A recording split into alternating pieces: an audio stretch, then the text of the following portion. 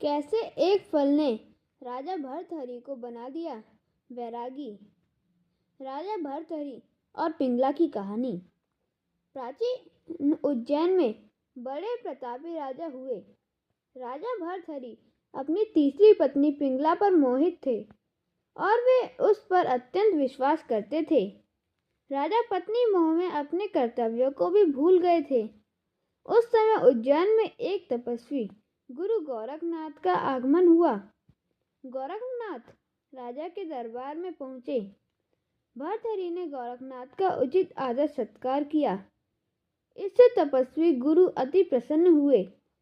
प्रसन्न होकर गोरखनाथ ने राजा एक फल दिया और कहा कि यह खाने से वह सदैव जवान बने रहेंगे, कभी बुढ़ापा नहीं आएगा, सदैव सुंदरता बनी रहेगी। यह चमत्कारी फल देखकर गोरखनाथ वहां से चले गए।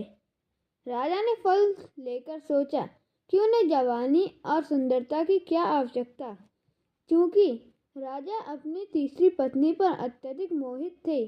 अतः उन्होंने सोचा कि यदि यह फल पिंगला खा लेगी तो वह सदैव सुंदर और जवान बनी रहेगी। यह सोचकर राजा ने पिंगला को वह फल दे दिया। रानी पिंगला भर्तहरि पर नहीं बल्कि उसके राज्य के कोतवाल पर मोहित थी। यह बात राजा नहीं जानते थे। जब राजा ने वह चमत्कारी फल रानी को दिया तो रानी ने सोचा कि यह फल यदि कोतवाल खाएगा तो वह लंबे समय तक उसकी इच्छाओं की पूर्ति कर सकेगा। रानी ने यह सोचकर चमत्कारी फल कोतवाल को दे दिया। वह कोतवाल एक वेश्या से प्रेम करता था और उसने चमत्कारी फल उसे दे दिया ताकि वेश्या सदैव जवान और सुंदर बनी रहे। वेश्या ने फल पाकर सोचा कि यदि वह जवान और सुंदर बनी रहेगी तो उसे यह गंदा काम हमेशा करना पड़ेगा। नरक समान जीवन से मुक्ति नहीं मिलेगी। इस फल की सबसे ज़्यादा ज़रूरत हमारे राजा को है। राजा हमेशा जवान रहेंगे तो लंबे समय तक प्रजा को भी सुख सुविधाएं देता रहेगा।